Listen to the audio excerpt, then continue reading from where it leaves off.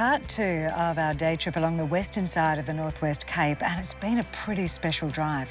The rugged limestone range and arid coastal plain of Cape Range on our left, butting up against the pristine waters of Ningaloo Marine Park on our right. It is a spectacular contrast. One of the things I cannot stress highly enough, whether you're coming out here for a day trip like us or perhaps you're camping at one of the sites along the way, you need to bring all your own stuff with you, all your own water, all your own food. There's no shops out here. And also bring your own first aid kit, because the law of averages states that if you bring it, you will not need it. Now, this road that we're on eventually turns into a four-wheel drive track. And the place that it does that is where I'm taking you to, Yardie Creek. And that's a spot for another magical coral coast moment. The creek and the stunning gorge system behind it are 90 k's from Exmouth. It's a nice flat road, not super wide though, so just take your time on this journey. Explore a couple of the many turn-offs along the way. Discover what an oyster stack is. There are so many amazing spots to investigate along this stretch of coast before you get to this point, the end of our day trip, on the edge of the mangroves.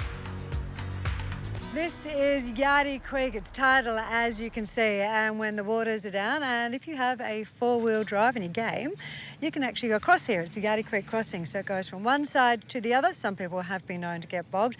The rewards on the other side are massive. Private beaches, fantastic fishing. You and I, however, we are going to stay on this side. We're going to go for a little walk up there and check out some fantastic scenery.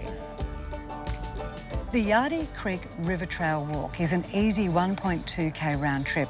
It's a flat path, plenty of signage along the way, lots to see, including these little creatures.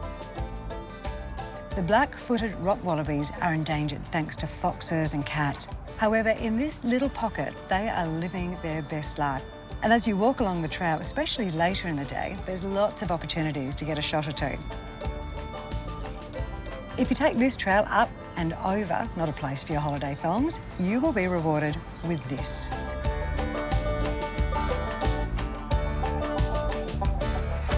Isn't this an area of such contrasting scenery? Those beautiful blues and turquoises, Yardie Creek, the wonderful reds in the cliff up there. Did you know that Yardie Creek is the only place in this entire range where you can get fresh water? No wonder there's such a rich layer of biodiversity here. So I know I said this was a day trip. I reckon, looking at what we've shown you, you'd be angling maybe to stay for a little bit longer. So check out those campsites and see what you can figure out there for yourself. Enjoy yourself, because once you get to the end of this great, big, beautiful, epic road trip, there is still so much more to explore. And if you time it right, the colours up here will be magnificent. It is the perfect spot to end your day trip, and perhaps just what you need to convince you to stay longer and take a look at the view from your own campsite.